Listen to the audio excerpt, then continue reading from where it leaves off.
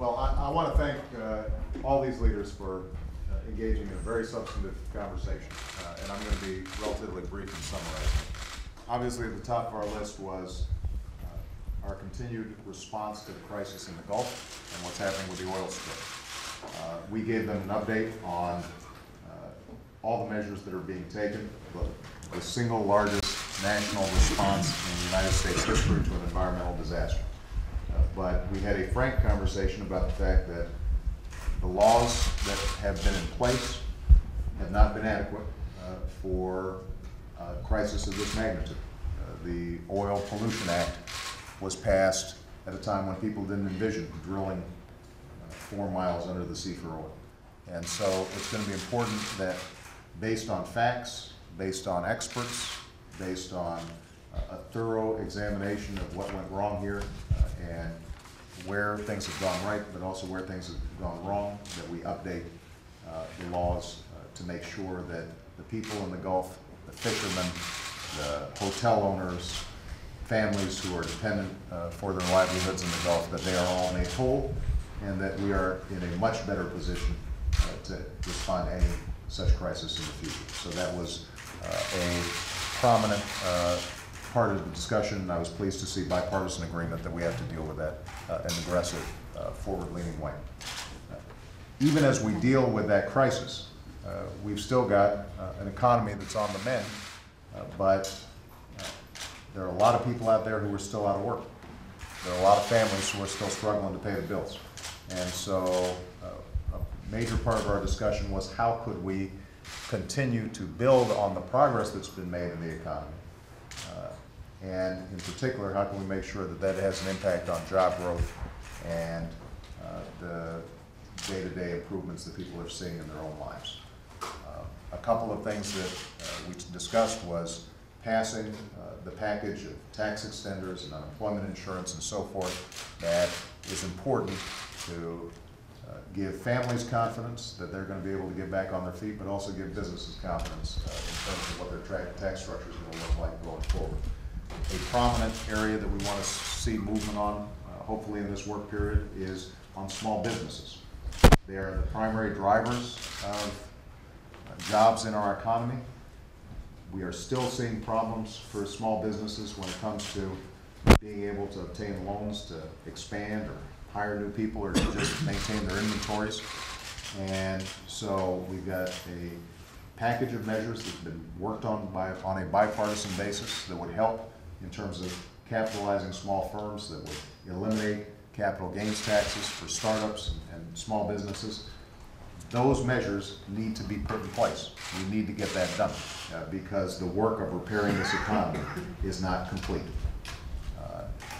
We think that it is important during this work period to finish the financial regulatory bill.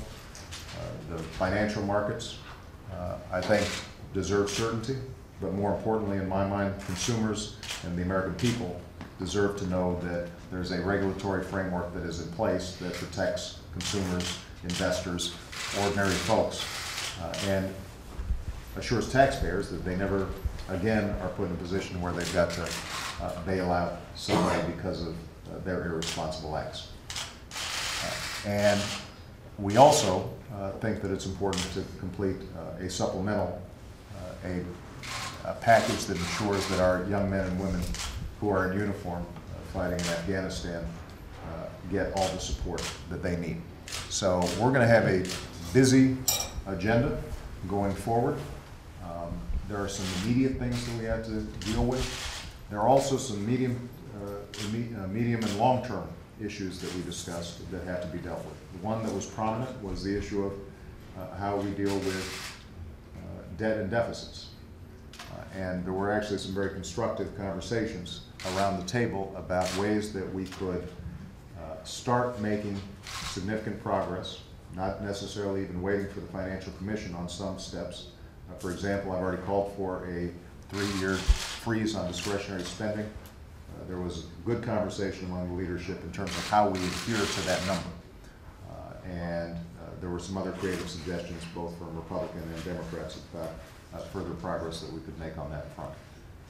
In that same category of thinking about the next generation, I want to close by just talking about my personal belief that we have to move on an energy agenda that is forward-looking, that creates jobs, that assures that we are leaders in solar and wind and biodiesel, that recognizes that we are going to be reliant on fossil fuels for many years to come, that we are going to still be using oil, and we're still going to be using other fossil fuels, but that we have to start planning now and putting the infrastructure in place now, putting the research and development in place now, so that we end up being leaders in our energy future.